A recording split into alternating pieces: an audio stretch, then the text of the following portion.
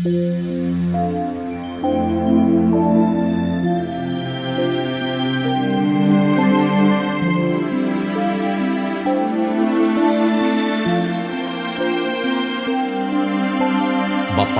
ang bumabasa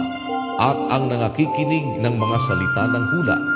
at tumutupad ng mga bagay na nangasusulat doon, sapagkat ang panahoy malapit na.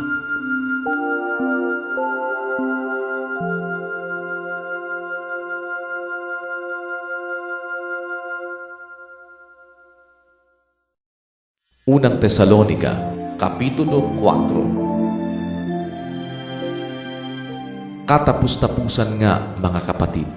kayo'y aming pinamamanhikan at inaaralan sa Panginoong Hesus, na ayon sa tinanggap ninyo sa amin, na kung paanong kayo'y dapat magsilakad at magbigay lugod sa Diyos, na gaya ng inyong paglakad, upang kayo'y magsipanagana ng higit at higit, sapagkat talastas ninyo kung anong mga tagubilin ang ibinigay namin sa inyo sa pamamagitan ng Panginoong Hesus, sapagkat ito ang kalooban ng Diyos sa makatuwid bagay ang inyong pagpapakabanal, na kayo'y magsiilag sa pakikiapid, na ang bawat isa sa inyo'y makaalam na maging mapagpigil sa kanyang sariling katawan sa pagpapakabanal at kapurihan, hindi sa pita ng kahalayan, na gaya ng mga hintil na hindi nakakakilala sa Diyos, na sino may huwag lumapastangan at magdaya sa kanyang kapatid sa bagay na ito, sapagkat ang Panginoon ay mapaghiganti sa lahat ng mga bagay na ito, na gaya naman ang aming ipinatalastas ng una na sa inyo at pinatotohanan, sapagkat tayo'y tinawag ng Diyos hindi sa ikarurumi, kundi sa pagpapakabanal. Kaya't ang nagtatakwil, hindi ang tao ang itinatakwil, kundi ang Diyos na nagbibigay sa inyo ng Kanyang Espiritu Santo.